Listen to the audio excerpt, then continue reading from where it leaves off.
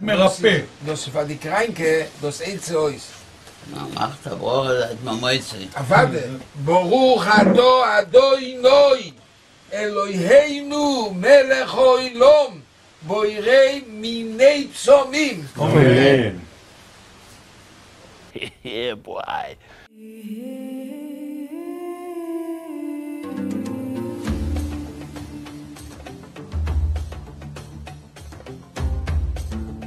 Olá pessoal, então hoje iremos falar um pouco sobre a liberação da Maria Joana, ou melhor, a descriminalização da Maria Joana. Hoje, 40 gramas. Se uma pessoa é pega com acima de 40 gramas, ela pode ser autuada como traficante. 40 gramas para baixo, ela pode ser considerada como usuária.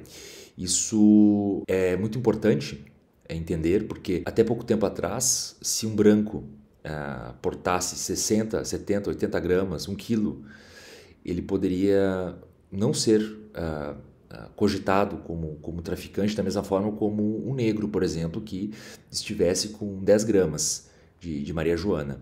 E esse, obviamente, não tendo recursos financeiros para pagar uma fiança, ele certamente seria preso por isso, né?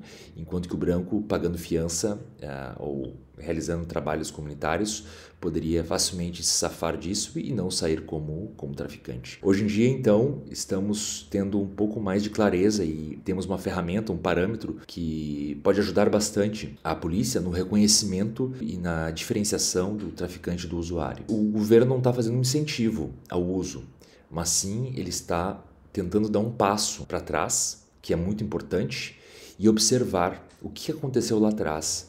Por que as pessoas estão utilizando tais substâncias de forma marginal? E, sobretudo, por que a indústria farmacêutica faz abertamente as vendas de substâncias, de remédios que são feitos, elaborados, manipulados a partir de matérias-primas que estão sendo marginalizadas agora? Por que eles estão à luz do dia vendendo e alimentando cada vez mais uma sociedade que já está doente, tornando-a cada vez mais perturbada com novos diagnósticos que estão sendo inventados da noite para o dia? Por que isso é liberado?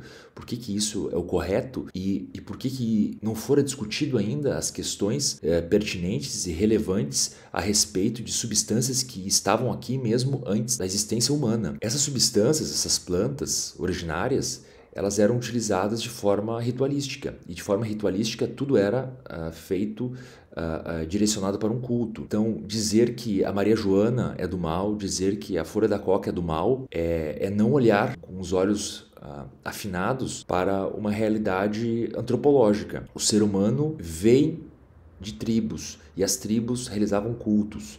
E esses cultos foram proibidos por grandes religiões que foram surgindo.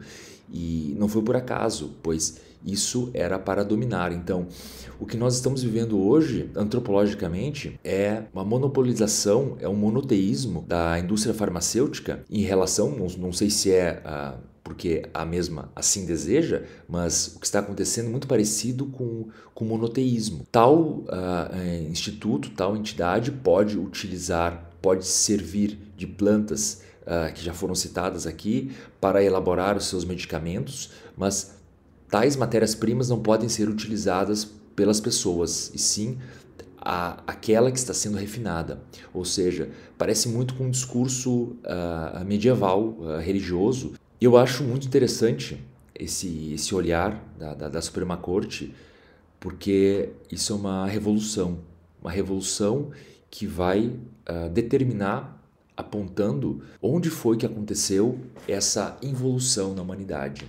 E, de maneira antropológica, aqui coloco a minha observação e acredito que seja este o teor que deve ser agregado a todo tipo de discurso e pensamento sobre essa questão, que é por que existe um monopólio, por que existe um mono, por que existe o domínio, por que uns podem vender, lucrar com isso e outros não. A sociedade em si está marginalizando pessoas, uma parcela de seu próprio corpo, colocando-os como se fossem animais, como se fossem baixos. É como as pessoas que dizem que as genitálias, a parte de baixo do corpo, é suja, que a parte de baixo do corpo é pecaminosa. Parece muito que a sociedade hoje em dia continua com um pensamento bastante rigoroso e religioso, tratando ainda como uma parte do seu próprio corpo sendo impura. Isso me cheira muito a religião, isso me cheira muito ao monoteísmo, isso me cheira muito as religiões reveladas, ditas reveladas. Então essa análise que está sendo feita pela Suprema Corte é fantástica, pois devemos descriminalizar, devemos observar que essa parcela da sociedade, ou seja, essa parte desse corpo, essa região desse corpo que chamamos de sociedade, ela não pode mais ser considerada marginal, à margem. Ela não pode mais ser considerada suja. Ela não pode ser considerada mais ilegal. Mas sim, ela deve ser considerada como sendo uma parte extremamente importante, pois é a parte, segundo a analogia que eu fiz com o corpo, é a parte que gera a vida para a sociedade. Quantos artistas, quantos músicos, quantos profissionais de diversas áreas estão se perdendo suas vidas. Quanta coisa está acontecendo por causa disso. Eu acho que é um grande avanço para o povo brasileiro esse tipo de questionamento, e eu dou os parabéns aos ministros por isso, porque é importante discutir isso. Muito obrigado, pessoal, e até mais.